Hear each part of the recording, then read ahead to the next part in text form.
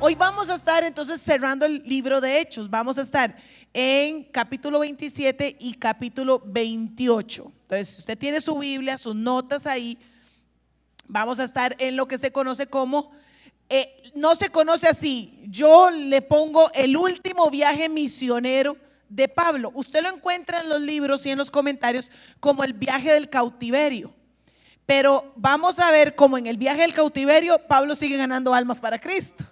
Entonces le dejamos el último viaje misionero, que sería el cuarto viaje de Pablo. Entonces ahí vamos a estar. Hace una semana, bueno, la semana pasada, Isa nos comentaba sobre este pasaje y quiero que lo leamos hoy. Dice: esa noche, está en Hechos 23:11, esa noche el Señor se le apareció a Pablo y le dijo: ten ánimo, Pablo. Así como has sido mi testigo aquí en Jerusalén, también debes predicar la buena noticia en Roma. Pablo tenía una palabra de parte de Dios. Pablo sabía que él iba a estar en Roma. ¿Cómo iba a llegar a Roma? Tal vez no lo sabía, pero él sabía que iba a estar en Roma. Porque Dios le había dicho: ten ánimo, vas a estar en Roma, la palabra tiene que ser predicada en Roma. Aunque en Roma ya había una iglesita, ya habían cristianos ahí en Roma, pero Pablo tenía que llegar a Roma porque Dios así lo había dispuesto. Dios le había dicho: vas a llegar a Roma. Entonces Pablo tenía esa seguridad. Ahora, Pablo tenía un deseo de estar en Roma desde hace tiempo atrás. Tenía muchas ganas de estar en Roma, y les voy a leer dos pasajes que nos hablan del deseo de Pablo. Romanos 1, en la carta a los Romanos 1:10, dice: algo que siempre pido en oración es que Dios mediante me preste la oportunidad de ir por fin a verlos. Dice hasta aquí el verso 10. Y el verso 15: así que estoy ansioso por visitarlos también a ustedes que están en Roma, para predicarles la buena noticia. Entonces vemos el deseo de Pablo. Él quería ir a Roma, era su deseo estar en esta gran ciudad donde estaba creciendo también y se estaba colocando el cristianismo de una manera muy fuerte. Pero quiero que leamos otro pasaje de Romanos. Pero leyendo este pasaje y ya teniendo el conocimiento que tenemos del libro de Hechos, quiero que me diga qué piensan ustedes. Vamos a leer Romanos 15:22. Dice así: de hecho, está Pablo escribiéndoles, mi visita a ustedes se demoró tanto precisamente porque estuve predicando en estos lugares. Ahora que terminé mi trabajo en estas regiones, después de todos estos largos años de espera, tengo muchos deseos de ir a verlos. Estoy pensando viajar a España. Cuando lo haga, me detendré en Roma. Y luego de disfrutar de la compañía de ustedes por un breve tiempo, podrán ayudarme con lo necesario para mi viaje. Sin embargo, antes de visitarlos, debo ir a Jerusalén para llevar una ofrenda a los creyentes de allí. Pues les cuento, los creyentes de Macedonia y Acaya con entusiasmo juntaron una ofrenda para los creyentes de Jerusalén, que son pobres. Mire, ¿por qué? Aquí vamos. Lo hicieron con gusto, pues se sienten en deuda con ellos. Dado que los gentiles recibieron las bendiciones espirituales de la buena noticia por parte de los creyentes de Jerusalén, sienten que lo menos que pueden hacer por ellos a cambio es ayudarlos económicamente. 28 dice: en cuanto yo entregue ese dinero y termine esa buena acción de esos gentiles, iré a visitarlos a ustedes de camino a España. Cuando vaya, estoy seguro de que Cristo bendecirá en abundancia el tiempo que pasemos juntos. Teniendo el conocimiento de Hechos, ¿qué pensamos cuando Pablo escribe esto? No. ¿Qué piensa usted? Ese es el destino a España. Estaba marcando cuánto es de Roma a España. ¿Qué piensan ustedes?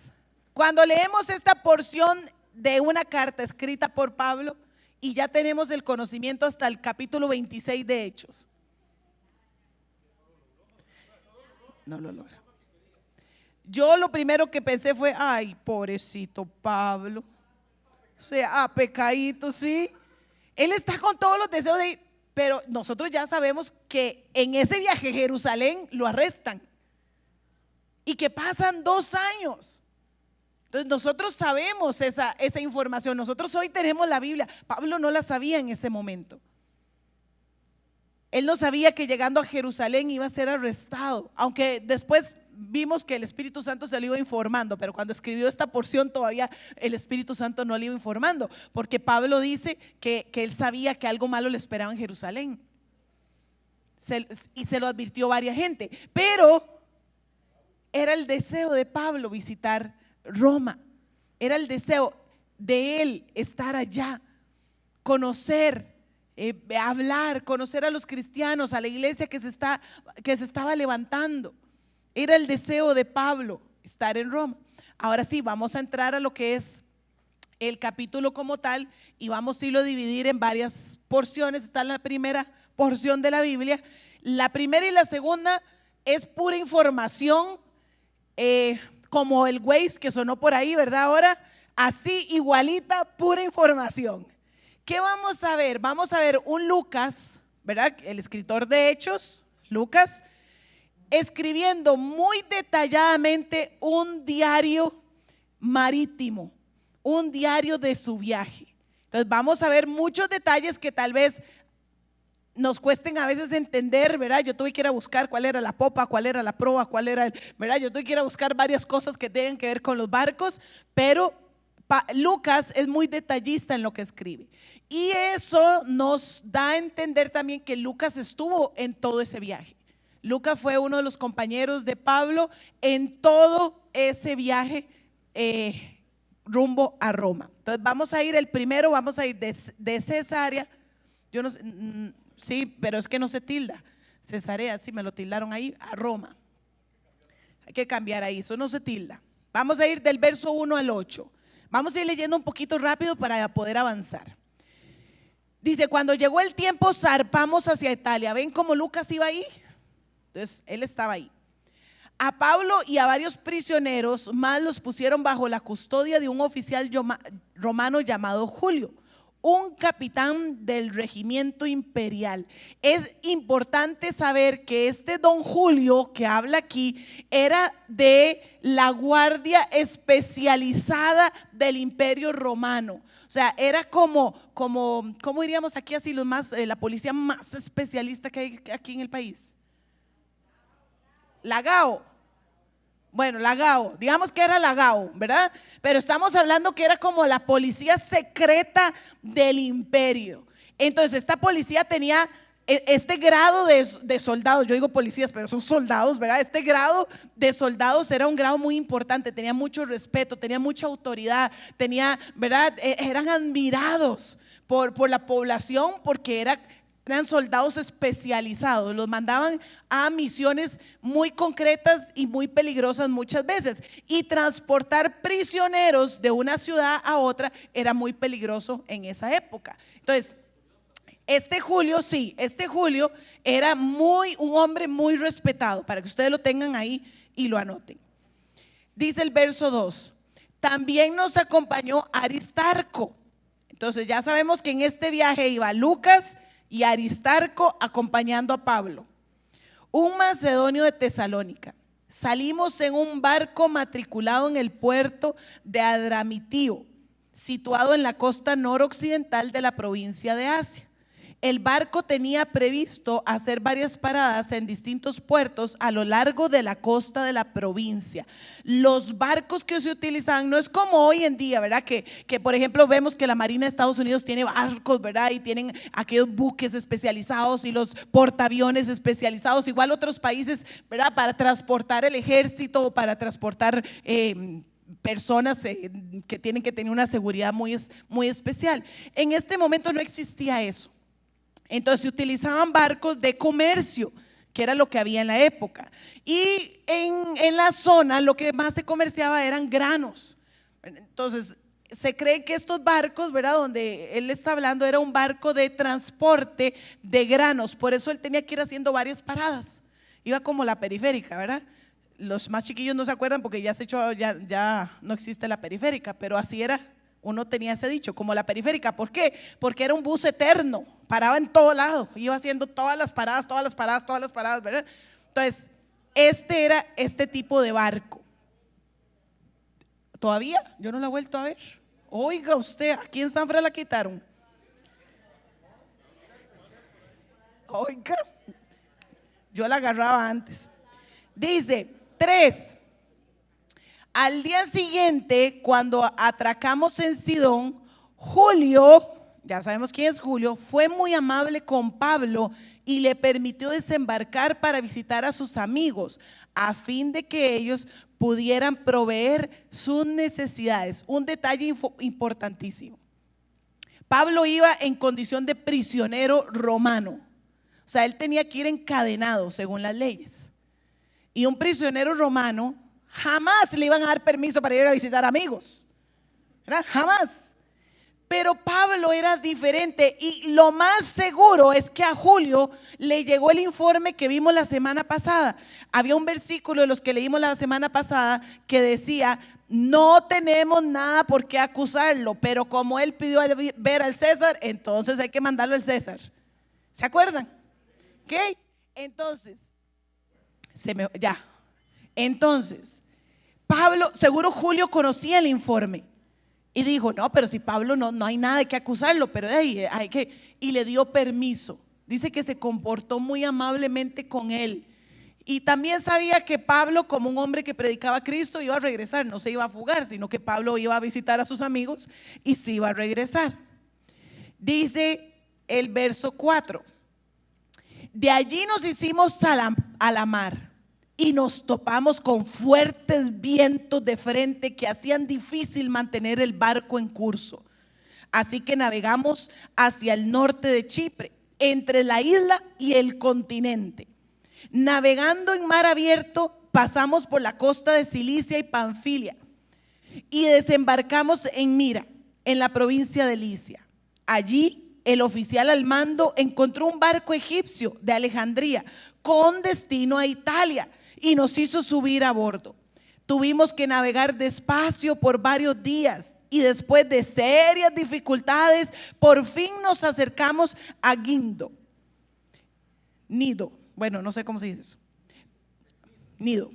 Pero teníamos vientos en contra. Así que cruzamos a la isla de Creta, navegando al resguardo de la costa de la isla con menos viento, frente al cabo de Salmón. Seguimos por la costa con mucha dificultad y finalmente llegamos a buenos puertos cerca de la ciudad de Lasea. Ven que es un diario muy, ¿verdad? Muy específico. Demasiado detallado, perdón, ahí ustedes van leyendo. Ese es el mapa que vamos a estar viendo el día de hoy. Ellos salen de Jerusalén, se cree que viajan a Cesarea, que es donde tuvieron a Pablo en prisión, ¿se acuerdan? Todo eso ya lo vimos. De Cesarea sale el barco, ¿verdad? Pasa por Salamina, ¿verdad? Donde él habla, ahora que leímos, se dice que él viajó entre la isla y el continente, ¿verdad? Está hablando de este ladito de aquí, hasta llegar estamos aquí en Mira. Hasta ahí vamos en la lectura. Este es el mapa. Todas las Biblias, ya les dije, ¿verdad? Si su Biblia no tiene este mapa, vaya, devuélvala y la cambia. Porque las Biblias deben tener este mapa. Algunas la traen todos condensado en uno solo, ¿verdad? Pero vienen con este mapa. Ahorita lo vamos a volver a ver, ¿verdad? Estamos aquí. Ahorita vamos a ver qué pasó en eso. Vamos a la segunda parte. La decisión equivocada. La decisión equivocada. Vamos a estar del 9 al 12. Sigue Lucas escribiendo. Dice: habíamos perdido bastante tiempo. El clima se ponía cada vez más peligroso para viajar por mar, porque el otoño estaba muy avanzado. Según la Reina Valera, él da una indicación que más o menos sucedía el 5 de octubre. los barcos ya no hacían trayectos largos a partir de octubre, porque ya iba a entrar, ahí estaban en otoño, pero ya iba a entrar el invierno. Y en la zona los vientos podían cambiar muy frecuentemente de una manera muy leve a una manera tipo huracán.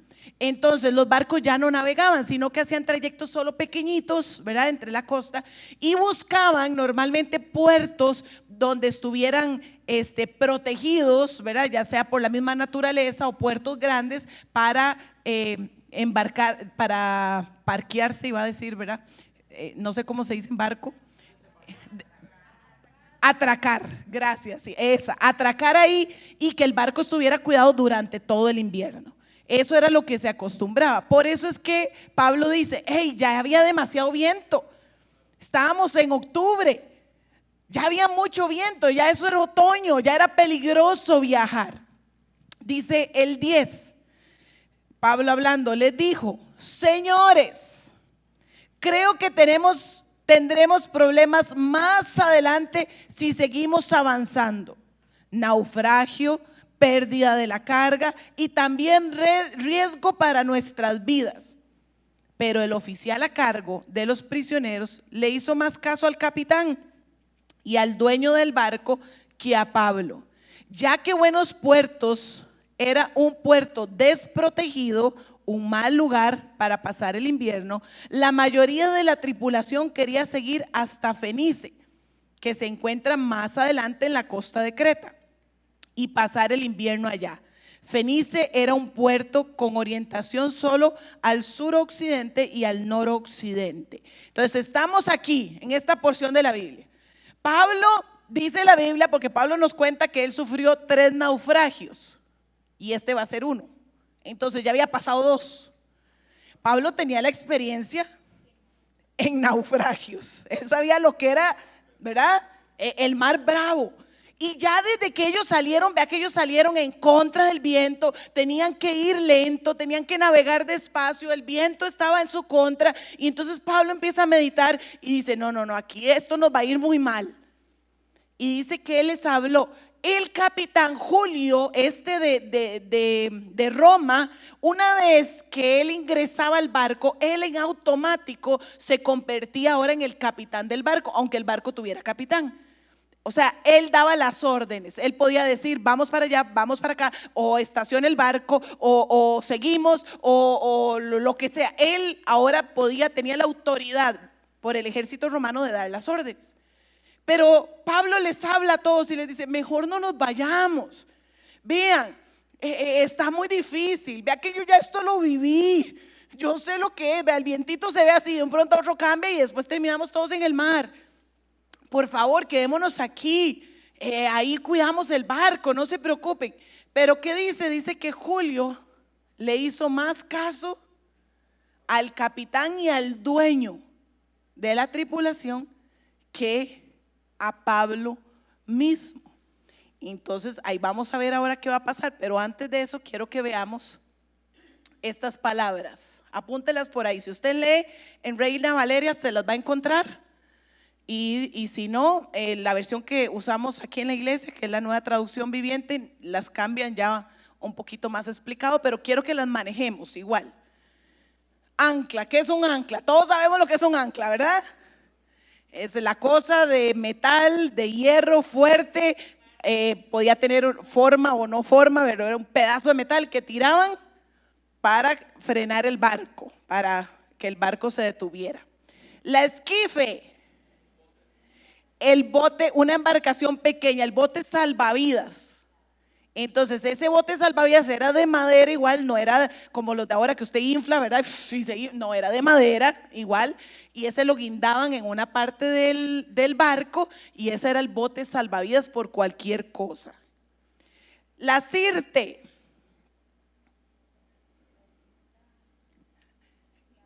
la arena, la sirte era el banco de arena. Eso era la sirte, ¿verdad? Esa arena que a veces sobresale en el mar en algunas zonas, ¿verdad? Y que es tan peligrosa para los barcos. Eso es la sirte. Aparejos, casi por ahí va. Lo incluye. Se lo voy a traducir al tico, aparatejos. ¿Qué es cuando usted dice, vaya, júnteme ese montón de aparatejos? Los chunches. Pero ahí es aparejos. Entonces es todo lo que está en cubierta en el barco, aparatos para sostener cuerdas, las velas extras, barriles, todo lo que está arriba en cubierta que tiene un uso, pero tal vez no esencial para el manejo del barco. Sonda. Una cuerda para medir la profundidad. Entonces ellos tiraban la sonda con algo metálico que se hundía y ellos manejaban, no tenían, recuerden, no tenían los instrumentos que tienen los barcos hoy.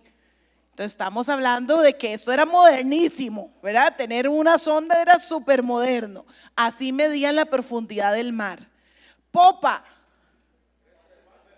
atrás. Popa, atrás del barco. Y proa, adelante. No, eso es importante. ¿Por qué? Porque ahora vamos a ver que el barco encalla de proa. O sea, él se mete así de trompa. Entonces vamos a ver ahora esos detalles. Por eso quería que ustedes tuvieran estas palabritas ahí. ¿Ya las apuntaron? Sí. Vamos a la tercera porción, la tempestad. Ya llegamos a la tempestad. Vamos a leer del 13 al 20 ahí. Dice, para saber, aquí vamos al 15. Cuando un viento suave comenzó a soplar desde el sur, los marineros pensaron que podían llegar a salvo. Entonces elevaron anclas y navegaron hasta la costa de Creta. Pero el clima cambió abruptamente y un viento huracanado llamado nororiente o eurociclón en la Reina Valera, los que están leyendo en el Reina Valera, sopló sobre la isla y nos empujó al mar abierto. Los marineros no pudieron girar el barco para hacerle frente al viento, así que se dieron por vencidos y se dejaron llevar por la tormenta. 16. Navegamos al resguardo del lado con menos viento de una pequeña isla llamada Cauda, donde con gran dificultad subimos a borde el bote salvavidas que era remolcado por el barco. Después los marineros ataron cuerdas alrededor del casco del barco para reforzarlo. Tenían miedo de que el barco fuera llevado a los bancos de arena de Sirte, frente a la costa africana. Así que bajaron el ancla flotante para disminuir la velocidad del barco y se dejaron llevar por el viento. 18. El próximo día, cuando la fuerza del vendaval seguía azotando el barco, la tripulación comenzó a echar la carga por la borda. Luego, al día siguiente, hasta arrojaron al agua parte del equipo del barco. La gran tempestad rugió durante muchos días, ocultó el sol y las estrellas, hasta que al final se perdió, ¿qué? Toda esperanza. Vea, un suave vientecito los hizo pensar que ya todo estaba bien.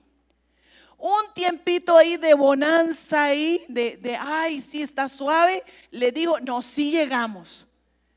Y levantaron anclas, ¿verdad? Izaron las velas y se hicieron a la mar. No había transcurrido, yo le aseguro que ni una hora cuando el viento cambió. Y dice, de repente, un viento huracanado o eso. Dice que eso es un viento que viene del norte y del este al mismo tiempo. Por eso esta versión dice noreste. Es un viento que viene en dos direcciones. Entonces imagínense un barco de la época, ¿verdad? No un buque de los de ahora. Aunque los de ahora también pero imagínense un barco de la época, de madera. ¿Cómo se podía estar haciendo con choques de ráfagas de viento que vienen de un lado y del otro? Y ellos empezaron, dice, bueno, aquí es a tratar de hacer que el bote tenga más flotabilidad. Entonces empecemos a botar la carga. La carga era eso que era muy valioso también, los granos que ellos llevaban a Egipto, porque acuérdense que ellos viajaban a Egipto. Entonces empezaron a botar la carga, a deshacerse de la carga. Pero el viento seguía soplando, seguía soplando, seguía soplando. Dice que arrojaron las cosas, ya ahí es donde entran los aparejos, ¿verdad? Arrojaron las cosas que estaban en la cubierta del barco, que tal vez no les iba a servir esencialmente para su viaje, y empezaron a arrojar las cosas, y aún así no podían controlar el barco. Dice que no podían direccionar el barco hacia el viento como para hacerle frente, y no que lo llevara de un lado para otro. Entonces se dejaron ir, dijeron: de ahí aquí, de ahí suelten, a la mano del Señor, a lo que Dios quiera. Se dejaron ir y fueron arrastrados a mar profundo. Recuerden, ahorita vamos otra vez al mapa, ellos estaban cerca de la costa de Creta, entre la isla y el continente, pero ese viento se los llevó a mar abierto. Eso cambiaba un poco la situación. Era una tormenta, estaban en peligro, no se podía hacer nada, estaban sin esperanza. Dice que no se podía ver el sol y las estrellas. Para un marinero de la época eso es terrible. Eso es peligro total. Ellos no tenían, vuelvo a repetir, los instrumentos de los barcos de hoy en día. Ellos se guiaban por la posición de las estrellas. Y ahorita vamos a leer más adelante que ni siquiera sabían dónde estaban, porque no se podían ver las estrellas, no sabían hasta dónde los había llevado los vientos. Entonces ellos estaban perdidos, estaban extraviados, no sabían qué hacer, están en una tormenta, se los lleva para allá, se los lleva para acá, están azotados, 276 personas en un barco, ahí metidos, sufriendo una tormenta terrible. Al punto que dice la Biblia que perdieron toda esperanza. Dejaron de luchar. No hay nada que hacer. Nada que hacer. Ahora, ¿qué enseñanza podemos? Aquí está. Ellos llegan a Creta. De Creta llegan a Buenos Puertos, que Buenos Puertos no era, digo, puertos buenos, parecido. Puertos Buenos no era un puerto como para resguardarse, era un puerto inseguro. Ellos querían viajar hasta la esquinita de la isla de Creta, que era donde estaba el otro puerto donde ellos querían llegar. Pero en lo que ellos se tiran al mar es donde el viento los lleva, y ahí donde aparece la raya así quebrada es donde ellos van a sufrir. Están sufriendo esta tormenta, están sufriendo este trago amargo, están sufriendo esta angustia tan grave que dice que perdieron toda su esperanza. O sea, cuando uno pierde la esperanza es porque usted dice: ya no hay nada que hacer. ¿Sí o no? Cuando usted pierde la esperanza es porque nada que hacer, échese a morir. O nada que hacer, de ahí a la mano de Dios. Nada que hacer. Entonces, ¿qué aprendemos en estos primeros versículos que hemos leído? Debemos aprender a escuchar el consejo. Pablo aconsejó y no le hicieron caso. ¿Por qué? Porque no era el capitán, porque no tenía la experiencia, porque Pablo era un hacedor de tiendas y no era un marino. Entonces no escucharon la voz de Pablo. Lo que ellos no sabían es que Pablo, aunque no era un marino, tenía un oído espiritual afinado a tal punto que el Espíritu Santo le hablaba y lo dirigía. Él le preguntaba y el Espíritu le daba dirección. Entonces, ¿por qué la enseñanza? Porque a veces en nuestra vida tomamos malas decisiones, como este capitán y esta tripulación, porque no escuchamos a el que no es experto. Y les digo, a uno le pasa mucho cuando uno todavía es chiquillo, ¿verdad? O todavía hasta edades, que uno no escucha a los papás, porque dice: ay, mami, usted no sabe de eso. Ay, no podrá saber nada la mamá, pero ora todos los días. Ora todos los días, no podrá saber nada el papá, pero tiene un oído para el Espíritu Santo. Y a veces, no, es que mi papá no sabe de eso, yo lo voy a hacer. No, papi, es que usted no sabe cómo se maneja ahora el mundo. Y no escuchamos la voz del consejo, no escuchamos la voz del líder en la iglesia, porque no es el profesional, no es el experimentado. no escuchamos la voz del pastor, porque él no ha pasado por eso, él no sabe de negocios, él solo sabe predicar. Entonces tenemos que aprender, dice la palabra, que en la multitud de consejeros tenemos que escuchar, ir, hablar, preguntar, hey, ¿qué te parece? Voy a hacer esto, quiero hacerlo, hey, ¿qué piensas? Tenemos que escuchar la voz. Los marineros no escucharon la voz de Pablo y ya vemos dónde están. Vamos a la otra porción, la 4. La fe nos capacita para sobrevivir a la tormenta. Ahí vamos a estar leyendo del 21 al 26. La fe nos capacita para sobrevivir a la tormenta. Dice el pasaje: nadie había comido en mucho tiempo. Finalmente, Pablo reunió a la tripulación y les dijo: señores, ustedes debieran haberme escuchado al principio y no haber salido de Creta. No se quedó callado, o sea, él dijo: se lo dije y por eso estamos aquí, pero yo se los dije. O sea, callado no se quedó, pero no solo dijo se los dije, ¿verdad? Sino que dice: así se hubieran evitado todos estos daños y pérdidas. Pero anímense, ninguno de ustedes perderá la vida, aunque el barco se hundirá. Pues anoche un ángel de Dios a quien pertenezco, del Dios a quien pertenezco y a quien sirvo, estuvo a mi lado y dijo: Pablo, no temas, porque ciertamente serás juzgado ante el César. Además, Dios en su bondad ha concedido protección a todos los que navegan contigo. Así que anímense, pues yo le creo a Dios, sucederá tal como Él dijo, pero seremos náufragos en una isla. Ahí están todos los hombres desesperados. Todos los hombres perdieron la esperanza. Están ya echados a morir. Y viviendo la misma tormenta está Pablo.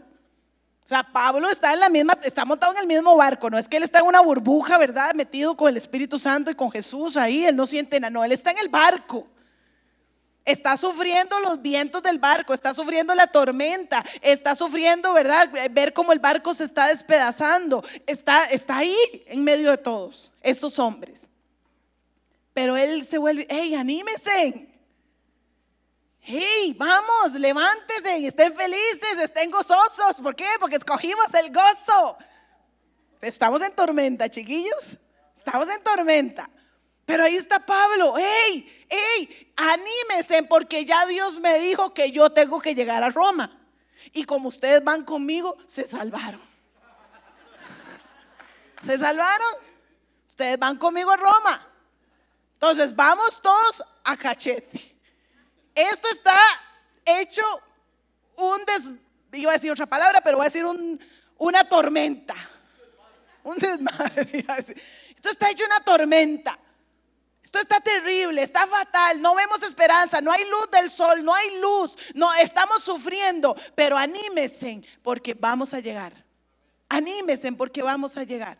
Y esto me da una gran enseñanza y quiero compartírselas para que todos las aprendamos. Las promesas de Dios que están en su palabra, ¿quiénes la tenemos? Diga: yo la tengo. La tenemos todos. Pablo tenía una promesa. La promesa para Pablo es que él iba a llegar a Roma. Esa era la promesa para Pablo. Y súmele todas las demás que nosotros tenemos hoy también. Que el Señor es nuestro escudo, que el Señor es nuestra fortaleza, que Él va delante de nosotros como poderoso gigante, que Él guarda, ¿verdad?, nuestra entrada, nuestra salida, que Él va adelante, pero también resguarda nuestra retaguardia, que Él es nuestro proveedor, que nada nos faltará, que Él es el que nos sana, que Él es el que... O sea, todas las promesas también las tenemos. Las tenemos también. Aquí están. El detalle es que a veces no las conocemos porque no queremos leer, ¿verdad? Un detalle. Y como no queremos leer, no las conocemos, pero ahí están. Pecadito. Las tenemos. La promesa mayor que tenemos nosotros, los hijos de Dios, es la promesa de la salvación. Pablo sabía que si a él se lo tragaba el mar, él iba directo a estar en la presencia con el Señor. Era la promesa mayor, y es la promesa mayor que usted y yo tenemos. No sé si me voy dando a entender al punto que quiero llegar. Entonces, cuando tenemos fe en las promesas que Dios nos ha dejado en su palabra, porque las conocemos, porque la fe viene por el oír, y el oír la palabra del Señor. Entonces conocemos las palabras, tenemos fe, dice, podemos animar a otros, aún estando nosotros mismos en la misma tormenta o en una peor. Aún. Entonces nosotros los creyentes que vivimos en fe, usted puede estar en una tormenta terrible, pero usted puede levantarse y decir: hey, hermanos, demos gloria a Dios porque Él ha sido bueno con nosotros. Anímese que el Señor está de su lado, anímense que Él lo va a sanar porque Él prometió sanarnos. Y uno chuequititico por dentro. Pero es que yo tengo las promesas. Yo tengo la promesa. Yo tengo la promesa que Dios va a ser mi sanador, y tal vez ando con mi dolencia y puedo animarte y puedo orar por vos porque yo tengo la promesa. Yo tengo la promesa que Él enjugará las lágrimas de los que lloran, porque la Biblia dice que todos los que sembraron llorando con alegría cosecharán. Pero yo te animo y te digo: hey, aquí estoy, voy a orar por vos. Vamos a pedirle al Señor paz, fortaleza, porque yo tengo la promesa. Yo puedo animar a otros. Eso es lo que está haciendo Pablo. Él tiene la promesa. Y lo más increíble que a veces no nos gusta escuchar es que si yo muero hoy por esta enfermedad, por esta crisis, porque me mataron, porque me atropellaron, porque simplemente me quedé dormida y me morí, si yo muero hoy, yo tengo salvación. Y ya, el Señor puede, porque Él puede y tiene el poder para sanarme aquí, pero si no me sana aquí, allá voy a estar sana. El Señor puede. Entonces, eso es lo que Pablo está haciendo. Él está en la tormenta. Chicos, hermanos, amigos, huilas, familia, yo no sé la tormenta en la que estás viviendo, pasando. De algunos la sé. Pero si tenemos la promesa del Señor en nosotros, hey, ánimo, ánimo, ánimo, ánimo. Y ahí está la palabra del Señor. Ánimo. Por eso es que decimos que somos una iglesia que escogimos el gozo, porque lo tenemos que escoger. Eso es, Pablo le dice: ánimo. Eso les está diciendo: escojan el gozo. Eso es lo que Pablo les está diciendo, traducido a la versión DC. Escojan el gozo, anímense. Ahora, ya vimos la tormenta. Hey, la tormenta no termina, sigue el naufragio. Vamos a leer del 27 en adelante. Dice el naufragio. 27-28. Dice: como a la medianoche de la 14ª noche de la tormenta. ¿Cuántas noches tenían de tormenta? 14 noches de tormenta. Mientras los vientos nos empujaban por el mar Adriático, los marineros presintieron que había tierra cerca. Como que la olieron, ¿verdad? Como que se asomaron y la vieron. Dice: arrojaron una cuerda con una pesa, ya ustedes saben, ¿verdad?, qué es eso, y descubrieron que el agua tenía 37 metros de profundidad. Un poco después volvieron a medir y vieron que solo había 27 metros de profundidad. A la velocidad que íbamos, recuerden, llevados por el viento, ellos no estaban controlando el barco. Ellos tenían miedo que de pronto fuéramos arrojados contra las rocas que estaban a lo largo de la costa. Así que echaron 4 anclas desde la parte trasera. ¿Cuál era la parte trasera? La popa, ¿ok?, del barco. Y rezaron para que amaneciera. Ay. Luego, los marineros trataron de abandonar el barco. Bajaron el bote salvavidas como si estuvieran echando anclas desde la parte delantera del barco. Estos marineros eran unos bandidos, porque ellos dijeron: aquí nos vamos a morir todos. Y la verdad es que yo no me quiero morir. Entonces, vamos al frente, les digo atrás, porque estaban echando las anclas de atrás, vamos atrás y hagamos como que estamos echando las anclas, pero vamos bajando el bote salvavidas. ¿Ok? Eso es lo que está diciendo. Hey, hagamos. Pero bajemos el bote salvavidas, nos montamos ahí y nos vamos. De por sí estamos cerquita de la tierra, ya ellos habían olido la tierra. Ya ellos habían sospechado que estaban cerca de la tierra. Eso es lo que les está diciendo. Dice, así que Pablo está watching, y si no estaba watching, el Espíritu Santo le decía, ¿verdad? Pablo le dijo al oficial al mando y a los soldados: todos ustedes morirán, al menos que los marineros se queden a bordo. Los sapió, ¿verdad? Los cantó. Entonces, los soldados cortaron las cuerdas del bote salvavidas y lo dejaron a la deriva. O sea, si no se salvan ustedes, no se salva nadie. O sea, cortamos el bote para que nadie más vuelva a tener ganas de escaparse. Eso fue lo que hicieron. Dice 33, cuando empezó a amanecer, Pablo animó a todos a que comieran otra vez. El que es dueño de las promesas de Dios, el que se las cree, el que las tiene, el que tiene la fe, otra vez, ánimo. Dice, Pablo animó a todos a que comieran. Ustedes han estado tan preocupados que no han comido nada en semanas. Les dijo, antes de leer lo que sigue, yo se lo voy a decir a la versión mía. ¿Ok? Pablo le dijo, hey, ustedes están pensando tanto en la tragedia que no han comido, y mañana yo necesito que tengan fuerzas porque nos toca la peor parte. Traducido, pero se lo vamos a leer como dice la Biblia.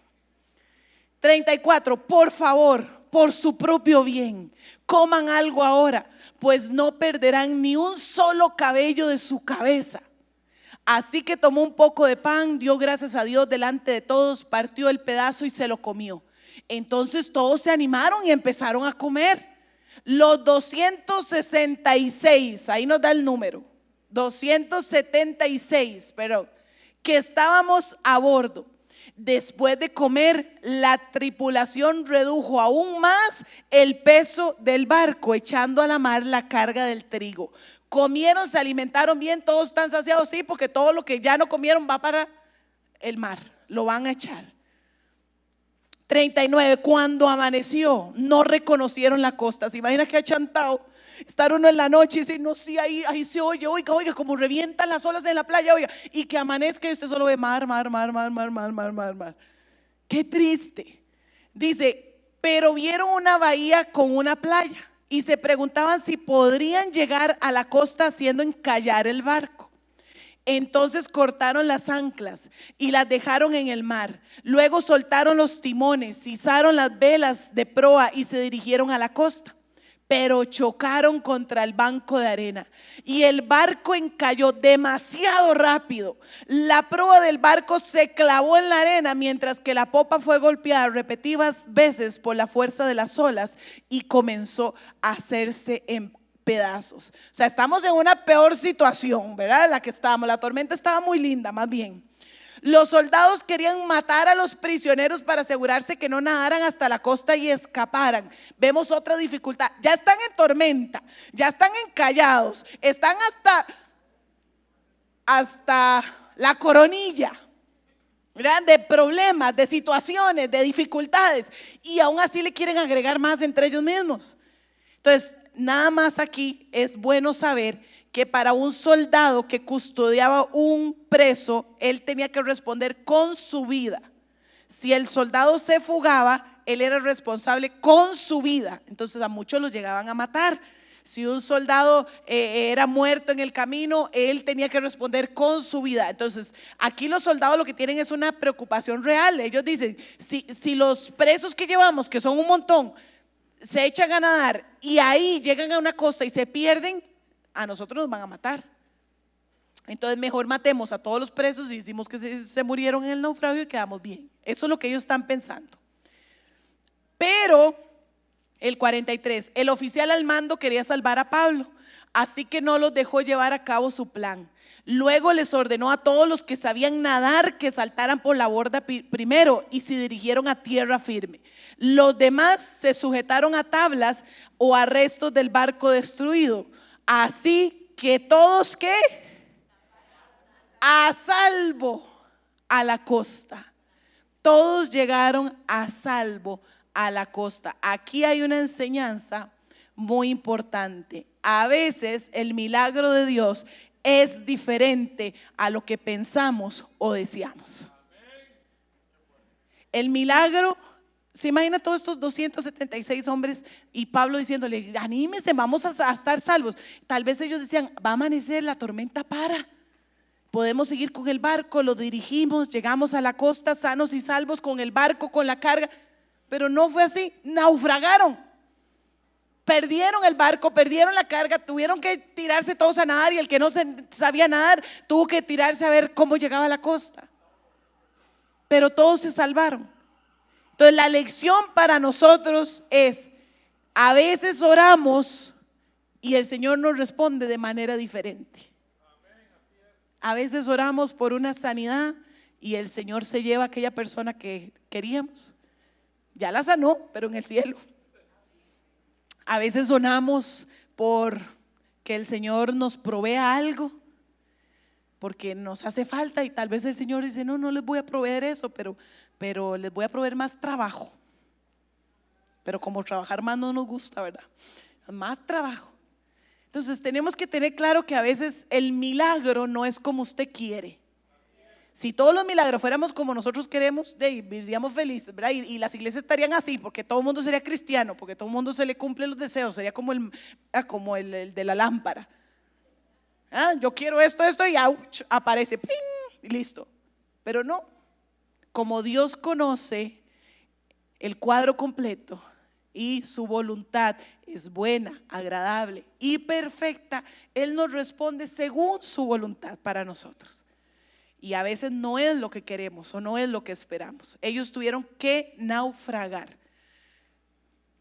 Vamos a la tercera parte, Pablo en Malta. Vamos ya al verso 28, Pablo en Malta. Vamos a leer del 1 al 10. Dice, una vez a salvo en la costa, nos enteramos de que estábamos en la isla Malta. Hasta ese momento ellos supieron dónde estaban. La gente de la isla fue muy amable con nosotros. Hacía frío y llovía. Entonces encendieron una fogata a la orilla para recibirnos. Mientras Pablo juntaba una brasa de leña y la echaba en el fuego, una serpiente venenosa que huía del calor lo mordió en la mano. Los habitantes de la isla, al ver la serpiente colgando de su mano, se decían unos a otros, sin duda, ese es un asesino. Aunque se salvó del mar, la justicia no le permitirá vivir. Ustedes han oído esa frase, traduzcámosla a nosotros hoy. Sí, es que seguro se está portando mal. Eso le pasó por mal portado. Eso le pasó porque se alejó de Dios y entonces como anda lejos de Dios le está yendo como un quebrado. ¿Ha escuchado usted eso? No, es que está en pecado. Fijo está en pecado, fijo hizo algo. Eso es lo que están diciendo. Están diciendo, es un asesino. Entonces como se salvó el mar, aquí la culebra lo va a picar y se va a morir. Eso es lo que está diciendo la gente de la isla. Dice, pero Pablo se sacudió la serpiente en el fuego y no sufrió ningún daño. La gente esperaba que a él se le hinchara o que él se hinchara o que cayera muerto de repente, pero después de esperar, y se imaginan todos esperando, viendo a Pablo, ¿verdad? Y Pablo seguro echando más leña y calentándose y todos esperando, pero ¿y cuánto dura? Y ya le tuvo que haber llegado, fijo ya se le durmió la mano por lo menos, ¿verdad? Todos esperando. Dice, pero después de esperar y ver que estaba ileso, cambiaron de opinión y llegaron a la conclusión de que Pablo era un dios. No es que le va bienísimo porque él es un adorador, él todo el tiempo está en la iglesia sirviéndoles. Claro, por eso le va así como le va. No es que el Señor lo bendijo, no vio, se le abrieron el techo y le cayeron millones de plata en su casa porque él es un siervito del Señor. No, es que ella es una mujer que ama a Dios, por eso le dio ese marido. Es que a uno no le da ese marido que le dio a ella, pero es que ella es una sierva del Señor. Okay, eso es lo que están diciendo, eso es traducido. Eso es lo que están diciendo. Cerca de la costa donde llegamos había una propiedad que pertenecía a Publio, el funcionario principal de la isla. Él nos recibió y nos atendió con amabilidad por 3 días. Dio la casualidad de que el padre de Publio estaba enfermo con fiebre y disentería. Pablo entró a verlo, oró por él, puso sus manos sobre él y lo sanó. Entonces todos los demás enfermos de la isla también vinieron y fueron sanados. Como resultado, nos colmaron de honores y cuando llegó el tiempo de partir, la gente nos proveyó todo lo que necesitaríamos para el viaje. De esta porción vamos a sacar una enseñanza. Las pruebas y las bendiciones visitan a los justos y a los injustos. Dice la Biblia que Él sacará el sol sobre los buenos y los malos y hará llover sobre los justos y los injustos. El que nos sucedan pruebas trágicas no quiere decir que estemos mal con Dios. No quiere decir que estemos en pecado. No quiere decir que nos hayamos apartado del Señor. A nosotros los creyentes, los que amamos a Jesús, los que lo seguimos, se nos prometieron pruebas. Entonces, si usted está en una prueba, diga, sí, yo soy seguidora de Cristo, entonces me tocan las pruebas. Pero no es que estemos como ya gracias a Dios se ha ido cambiando esta mentalidad dentro de la iglesia misma, pero por muchos años afectó mucho a la iglesia. Porque si alguien estaba mal, es que está en pecado. Y si alguien está bien, está bendecidísimo, sí, está bendecido por el Señor porque lleva una vida recta y correcta. No, tal vez el Señor bendice a muchos allá en la calle, usted no los ha visto. Usted no ha visto a los que se pegan el gordo en Navidad. Yo no los he visto en ninguna iglesia, ni a ningún amigo mío me ha contado el diezmo de un gordo de Navidad. Nadie. Y entonces, el Señor también, les pasan cosas buenas, sí, les pasan cosas buenas también.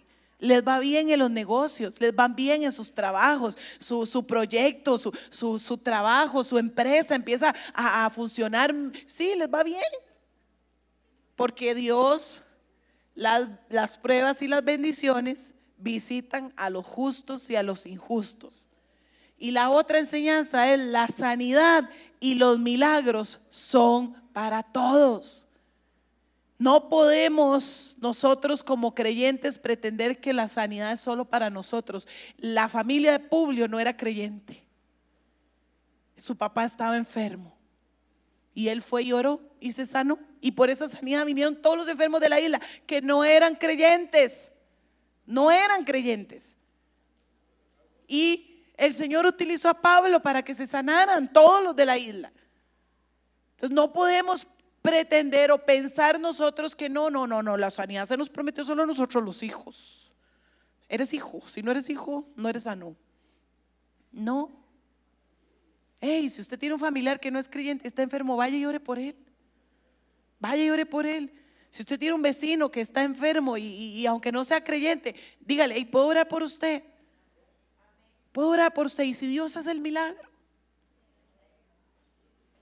tal vez eso pueda ser el gancho para que él venga a la presencia del Señor, para que la familia crea. Entonces oremos por los enfermos. Vamos a la otra, 7.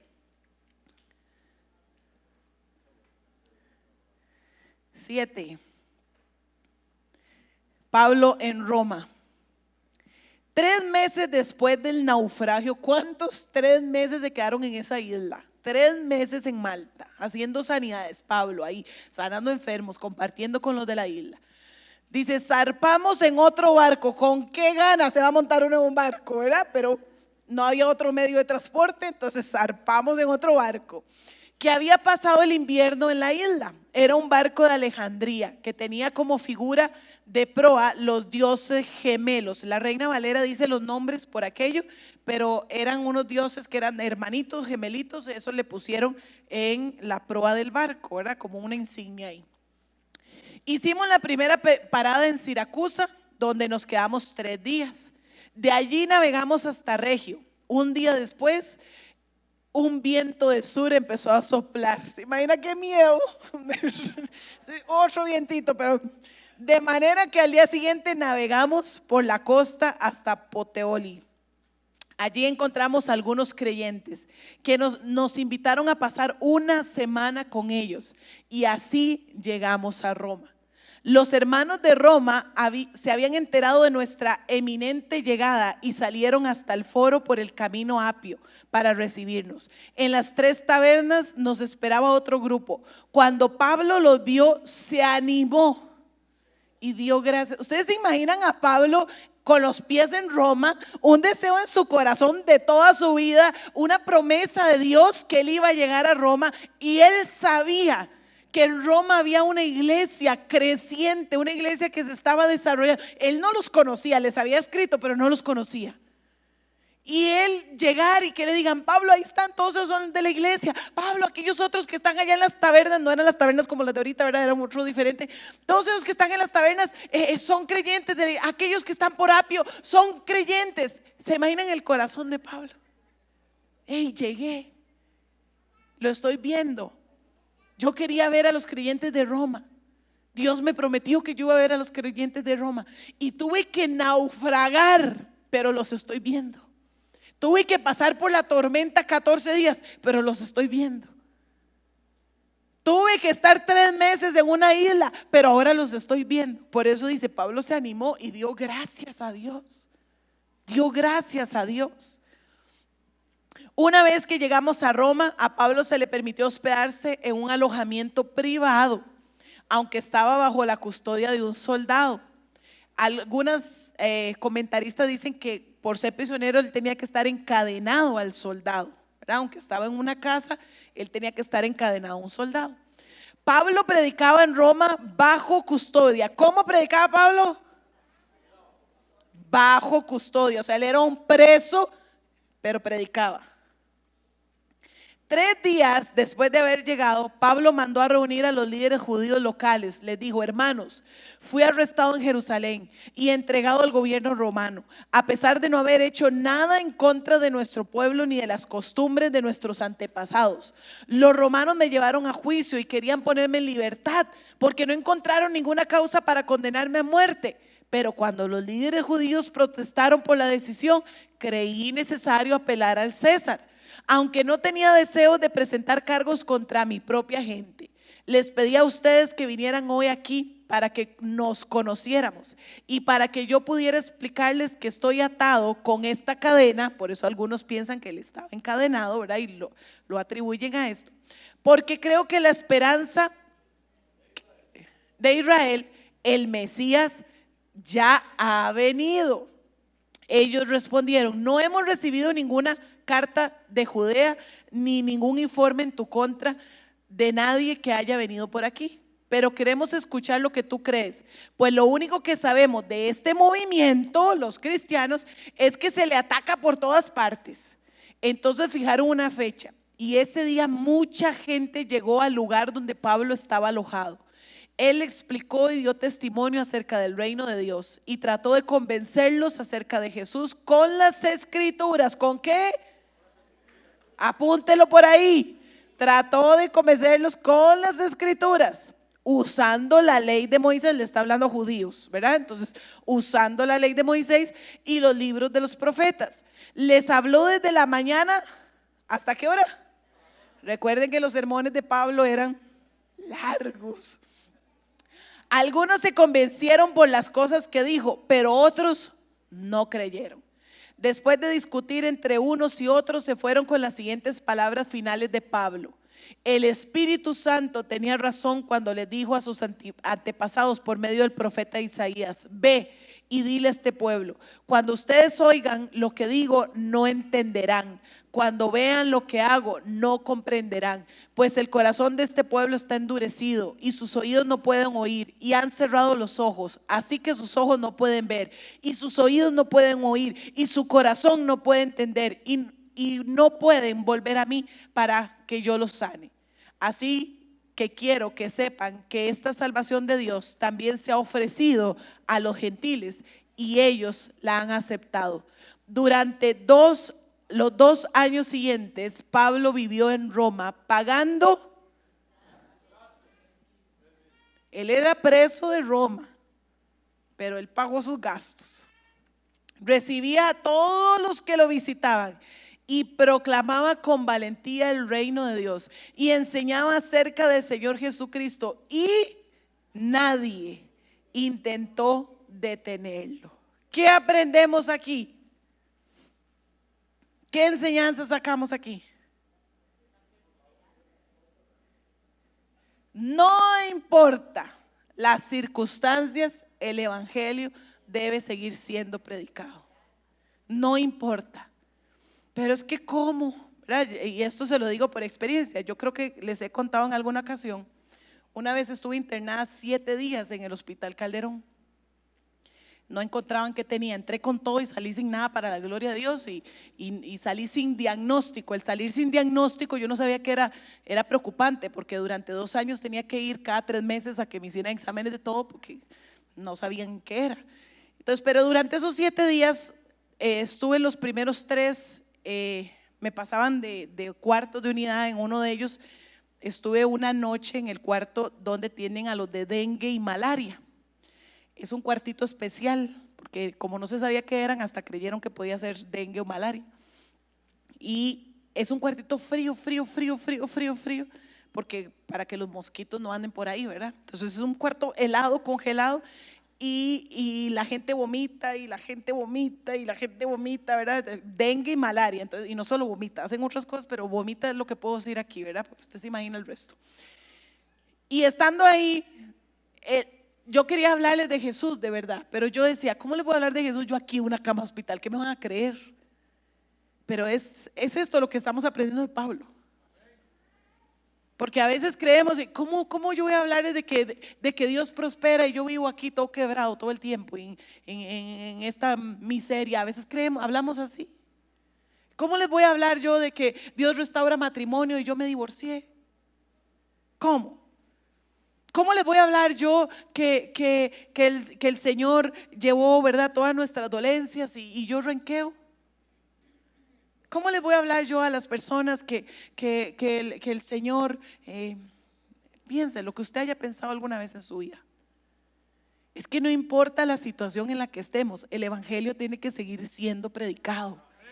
Y eso es lo que Pablo nos está enseñando. Él sigue siendo un preso. A él no lo liberaron después de haber sanado a toda la isla de Malta. A él no lo liberaron después de que por la palabra de él se salvó todas las 276 personas que tuvieron que haber llegado a contar. A él no lo liberaron de eso. Él siguió siendo un preso.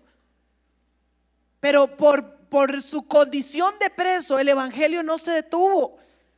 Siguió hablando de Cristo, siguió predicando al Cristo que trae libertad, y él es un preso. Pero él siguió hablando del Cristo que libera a los cautivos, que sana a los enfermos, que restaura a los quebrantados de corazón. Él siguió hablando de ese Jesús y muchos se convirtieron. Por eso yo llamo a este último viaje el último viaje misionero, porque él no dejó de predicar. Él dijo, no, ahora ya estoy preso, aquí me quedo, ¿verdad? Y aquí cumplo mi condena hasta que él me saque. No. Andábamos hace unas semanas, andábamos en una capacitación en una iglesia, mi esposo y yo. Y esta es una iglesia que tiene iglesias dentro de las cárceles en Estados Unidos. Y nos contaban el testimonio, nos presentaban los videos, y nos contaban y nos decíamos, dentro de la cárcel tenemos pastores asociados a nuestra iglesia, son pastores.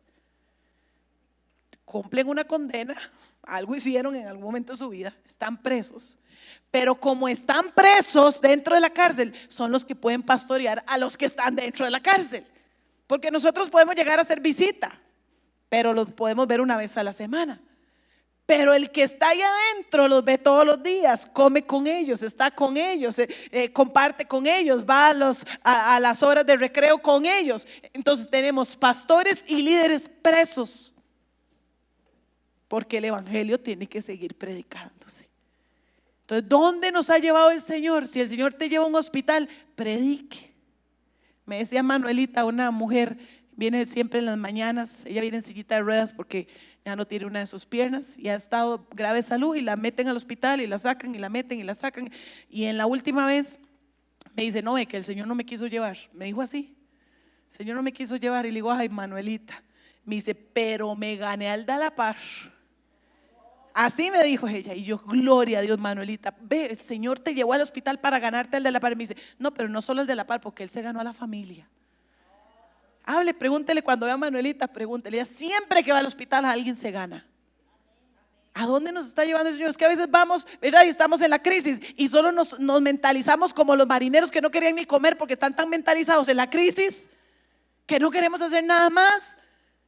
Pero ¿a dónde nos está llevando el Señor en esa crisis? Nos está llevando a un hospital, nos está llevando a Levi, nos está llevando, ¿verdad? A una entidad bancaria. ¿A dónde nos está llevando el Señor en esa crisis?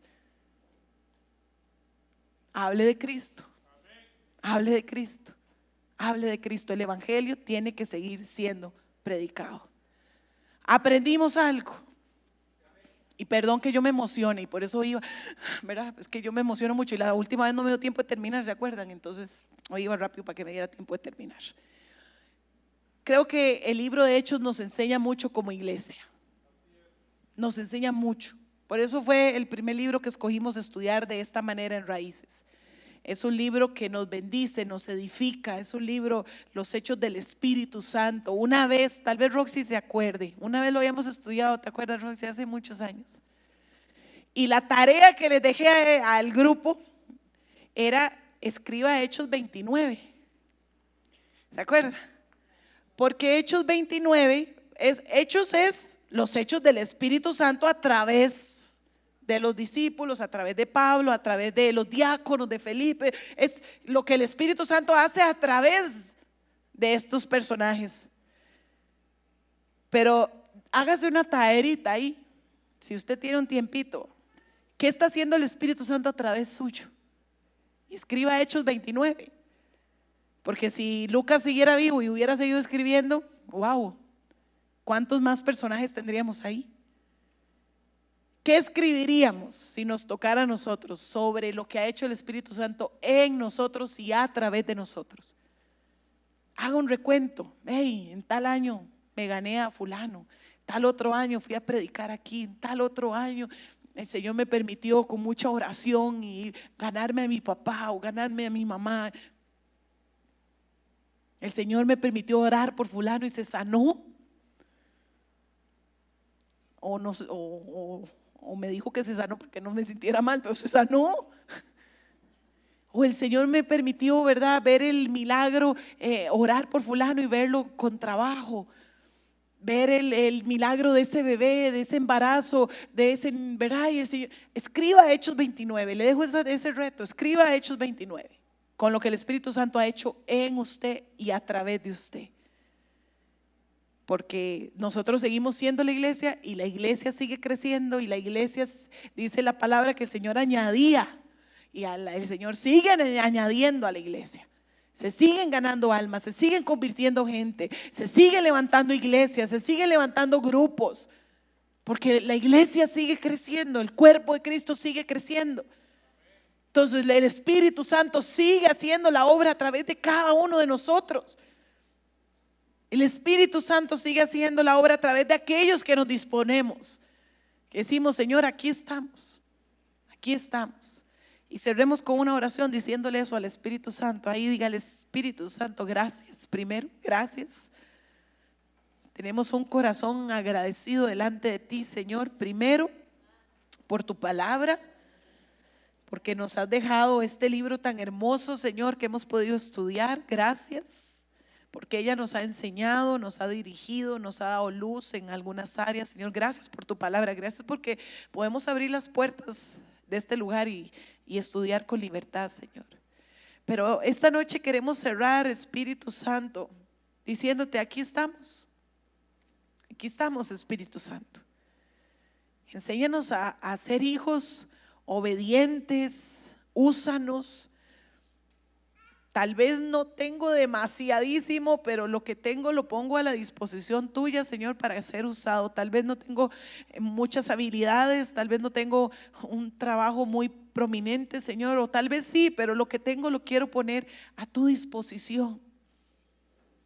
Dispóngale ahí al Señor, dígale, yo no sé lo que el Señor le ha dado, dígale, Señor, dispongo mi trabajo, el tiempo que estoy ahí, dispongo el barrio donde vivo, Señor, la casa que me has regalado, donde estoy, Señor, dispongo mi corazón. Señor, quiero ser un instrumento en tus manos, Espíritu Santo, queremos ser instrumentos en tus manos. Queremos seguir escribiendo el libro de los Hechos. Queremos seguir contando historias de salvación, de sanidad, de matrimonios restaurados. Queremos seguir contando historias de lo que haces a través de tu iglesia. Queremos ser el instrumento que utilices para animar a otros. Queremos ser el instrumento que utilices para fortalecer la fe de otros. Para levantar los brazos del que está caído, Señor, para restaurar al que está dolido, al que está en crisis, Señor. Yo quiero ser el instrumento. Y que a donde me lleves, no importa la tormenta, la circunstancia, la prueba, que mi fe sea fortalecida, Señor. Y que todas las promesas que están en la palabra que hemos venido estudiando a través de estos 28 capítulos, yo pueda tenerlas y a través de ellas fortalecer mi fe y a través de ellas fortalecer la fe de otros, Señor. Los que están hoy pasando una crisis, Señor, una tempestad, un naufragio, Señor, en su vida, los que están pasando un problema emocional, Señor, los que están en luto, en tristeza, Señor, los que están con alguna dolencia física, alguna enfermedad, Señor, los hermanos que tenemos en la iglesia que están en el hospital, Señor, batallando, Señor, los que han estado enfermos por años, por semanas, por meses, Señor, en el nombre de Jesús estamos nosotros para levantar los brazos, Señor, para dar ánimo en el nombre de Jesús. Trae sanidad, trae sanidad, trae sanidad, trae sanidad. Trae restauración a los matrimonios que están pasando crisis, Señor, en el nombre de Jesús. Trae restauración a las familias, padres e hijos que están pasando por problemas, Señor, y se han ido apartando y se han ido separando, Señor. Trae restauración a esos papás con sus hijos. Padre, te lo pedimos en el nombre de Jesús. Señor, y una vez más te decimos, si yo puedo ser el instrumento que vas a usar, quiero serlo. Úsame, Señor. Úsanos, úsanos, úsanos. En el nombre de Jesús. Amén.